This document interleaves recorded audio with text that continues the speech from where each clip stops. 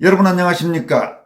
도널드 트럼프 미국 대통령이 선거 무결성, 다시 말해서 선거 관리의 공정성 확보를 위한 행정명령에 서명했습니다.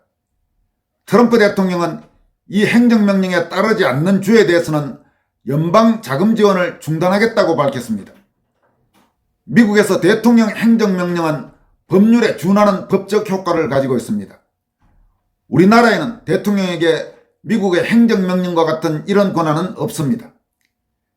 물론 한국에도 대통령령이란 게 있지만 그건 미국의 행정명령과는 다릅니다. 트럼프는 바이든이 대통령에 당선되고 자신이 낙선된 지난 2020년 미 대선이 민주당에 의해 저질러진 부정선거였다고 주장하면서 이에 대한 철저한 진상조사와 수사를 공언하고 있습니다. 그가 미 대선에서 부정선거가 저질러졌다고 주장하는 2020년은 바로 한국에서도 광범위한 부정선거 의혹이 제기됐던 4.15 총선이 있었던 그 해입니다.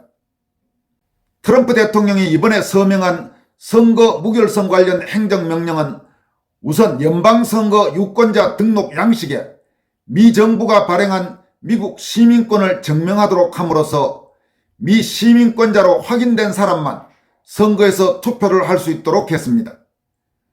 또 연방법에 명시된 선거 무결성 조치를 준수하는지 여부에 따라 연방선거 관련 재정 지원을 조절할 수 있도록 해서 선거인 명부를 제대로 관리하는 주에 대해서만 연방정부에서 관련 비용을 지원하도록 하고 연방선거지원위원회 제도도 개선하도록 했습니다. 트럼프가 서명한 행정명령은 이와 함께 법무장관에게 선거 사기 또는 기타 선거법 위반 사례를 식별하기 위해 주 선거 공무원과 정보 공유 계약을 체결하도록 지시함으로써 사실상 법무장관에게 지금까지 저질러졌다는 의혹이 제기된 각종 선거 범죄에 대한 수사를 명령했습니다. 행정명령은 또 연방선거에서 부재자 투표 선거일 이후에 접수된 투표용지를 개표하는 주에 대해서는 적절한 조치를 취하기로 해서 선거일 이후 투표용지를 접수하는 주를 처벌하기로 했습니다. 이와 함께 정부기관을 사실상 민주당 유권자 투표 독려센터로 운영할 수 없도록 하기 위해 이와 관련된 바이든의 행정명령을 취소했습니다. 이 밖에 미국의 연방선거에 외국인들이 기부를 할 수 없도록 조치하고 연방정부 지원단체의 로비 활동도 금지했습니다. 행정명령은 또 투표 시스템 및 투표 장비에 대한 보안 기준의 업데이트를 지시하는 한편 유권자가 확인할 수 있는 종이 투표 기록을 포함하도록 지시했습니다. 트럼프 대통령이 서명한 이번 행정명령으로 선거 무결성 확보를 위해 완벽한 장치가 이루어진 것은 아니지만 이것만으로도 상당한 효과를 볼 것이라는 분석이 나오고 있습니다. 특히 이번 행정명령에 따르지 않는 주에 대한 연방정부 자금지원 중단은 이 행정명령이 시행되는데 상당한 영향력을 행사할 것이라는 분석이 나오고 있습니다. 실제로 하마스 지지 시위자들을 방치한 컬럼비아 대학에 대한 4억 달러 지원 유보 행정명령은 하마스 지지 시위자들에 대한 이 대학의 정책을 바꾸게 만들었습니다. 또 남성이 여성으로 성전환을 한 경우 여자 스포츠 대회에 참가할 수 없도록 한 트럼프의 행정명령 이후 메인주는 성전환자의 여자 스포츠 참가 금지로 정책을 바꾸었습니다. 한편 트럼프의 이번 선거 무결성 행정명령에 대해 미 좌파는 멘붕에 가까운 충격을 받고 있으며 법원에 소송을 제기하는 움직임도 나타나고 있다고 합니다. 여러분, 선거 무결성 제고를 위한 트럼프의 이번 행정명령을 보면서 참으로 많은 생각이 듭니다. 지난 2020년 한국의 4.15 총선이나 2022년 3구 대선 등은 최소한의 상식을 가진 사람이 보기에는 납득하기 어려운 많은 의혹이 제기됐습니다.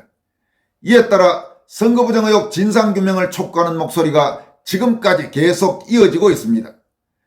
그런데도 요즘 세상에 부정선거가 어디 있느냐고 주장하는 사람들도 있었습니다. 마치 요즘 세상에 간첩이 어디 있느냐고 그렇게 주장했던 사람들을 떠올립니다. 요즘 세상에 부정선거가 어디 있느냐고 주장하는 사람들에게 묻고 싶습니다.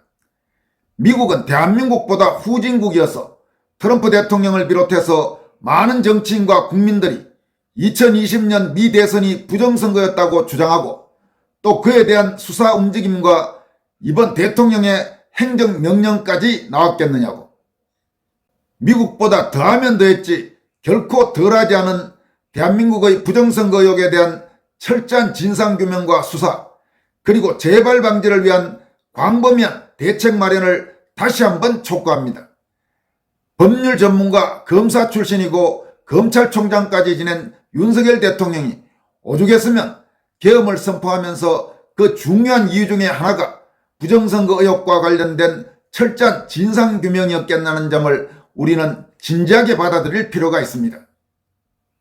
이어서 아마 여러분들도 많이 황당하게 느끼셨고 분노하셨을 겁니다. 더불어민주당 이재명 대표의 공직선거법 위반 사건 항소심을 맡았던 재판부가 유죄를 선고한 1심 판결을 모두 뒤집고 이재명에게 모두 무죄를 선고하면서 작심하고 재판부 판사들이 이재명에게 면죄부를 준 잘못된 판결이라는 비판이 쏟아지고 있습니다. 대한민국 사법부가 망가진 게 하루 이틀이 아니지만 완전히 대한민국 사법부가 무너졌다는 그런 한탄까지 나오고 있습니다. 이번에 이재명에게 모두 무죄를 선고한 서울고법 형사 6-2부는 3명의 부장판사로 구성되어 있습니다. 3명의 판사 중 가장 시니어 판사인 정재호 부장판사는 56세로 광주광역시 출신입니다. 법원 내 좌파 사조직인 우리법연구회 멤버로 알려져 있습니다. 서울고법 형사 6-2부는 주로 부패 및 선거 사건을 심리하는데 3명의 부장판사가 돌아가면서 재판장을 맡습니다. 이번 사건 재판장인 최은정 부장판사는 53세로 경북 포항 출신입니다.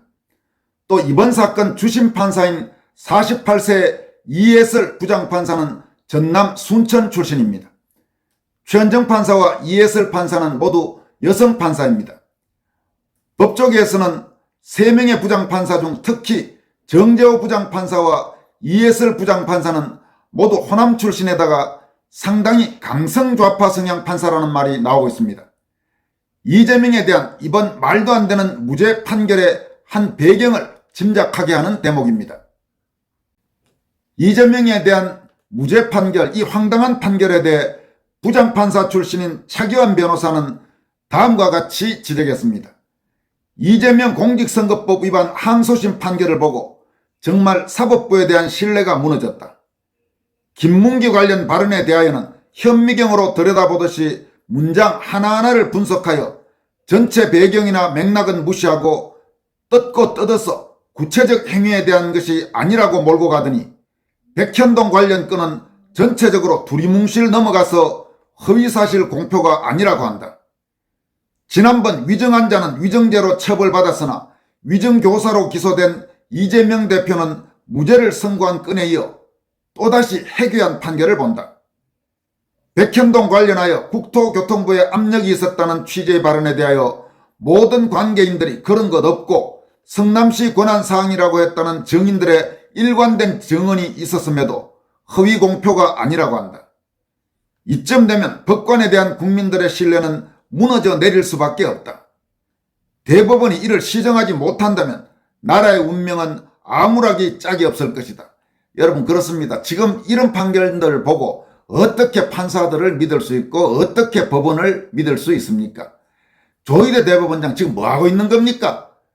물론 대법원장이 모든 판사들 일일이 어떻게 할 수는 없겠지만은 계속 지금 이따위 식의 이런 판결이 나오는데 대법원장이 뭔가 조치를 취해야 될 것 아닙니까? 그리고 당장 지금 법관 인사들 하고 있는 천대엽 대법관, 법원행정처장부터 문제가 많으니 지금 이런 식으로 아주 민감한 시국사건 재판에서 황당한 판결이 계속 나오는 것 아니겠습니까?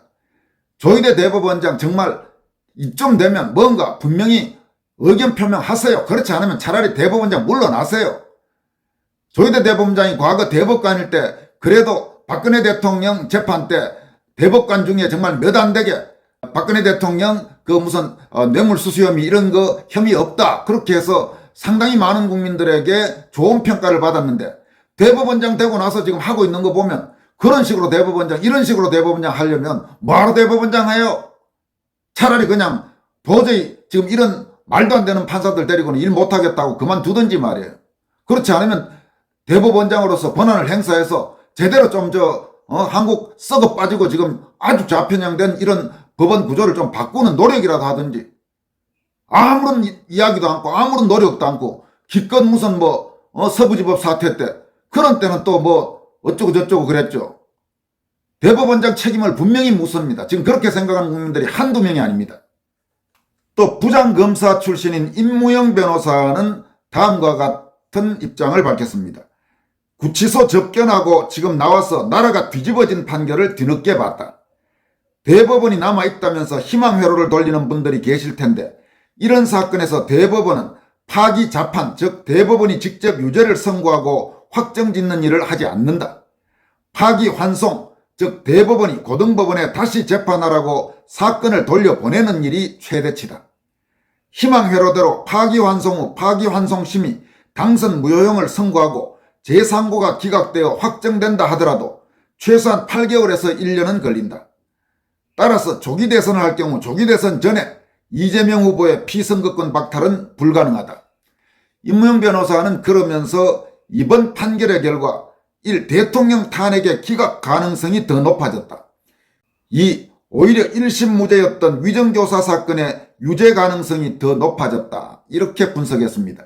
지금 임무영 변호사의 이 마지막 분석은 어떤 의미인지는 모르겠지만, 만약에 지금 임무영 변호사가 분석한 대로 이번에 이재명에 대한 서울고법의 면죄부 판결이 오히려 윤 대통령 탄핵의 기각 가능성을 높이고 이재명의 1심 무죄였던 위정교사 사건의 2심 유죄 가능성이 더 높아졌다면, 실제로 그렇게 된다면 그건 또 나름대로 의미가 있는 일이라고 할 수 있겠습니다. 그렇지만 이것도 역시 임무영 변호사의 하나의 그냥 관측이기 때문에 지금 상황에서는 모든 상황을 함부로 낙관하거나 희망 고문을 해서는 안 됩니다. 시사 유튜브 채널 중에도 지금까지 계속 희망 고문, 마치 모든 게 잘 된다, 그리고 이재명은 이번에 완전히 끝장난다, 이런 식으로 국민들을 결과적으로 계속 오도하는 그런 방송이 적지 않습니다만은, 그런 희망 고문을 우리는 경계해야 됩니다. 최대한 냉정하고 가능하면 상황을 항상 최악의 상황을 가정하면서 그렇게 대처해 나가는 것이 훨씬 더 현명하고 효율적인 대처입니다. 그냥 우리가 이겼다, 걸핏하면 그런 식의 일종의 자기만족, 그게 상황을 오히려 아주 그르치게 만드는 일이 상당히 많다는 점을 우리는 분명히 인식할 필요가 있습니다. 다시 한번 말씀드리지만 최대한 냉정하고 침착합시다. 그리고 할 수 있는 모든 일, 특히 윤석열 대통령 탄핵 심판 선고가 나올 때까지는 절대로 경계를 늦추지 말고 모든 할 수 있는 각자의 자리에서 그런 노력을 기울여 나가야 할 것입니다. 지금까지 권순할TV였습니다. 고맙습니다.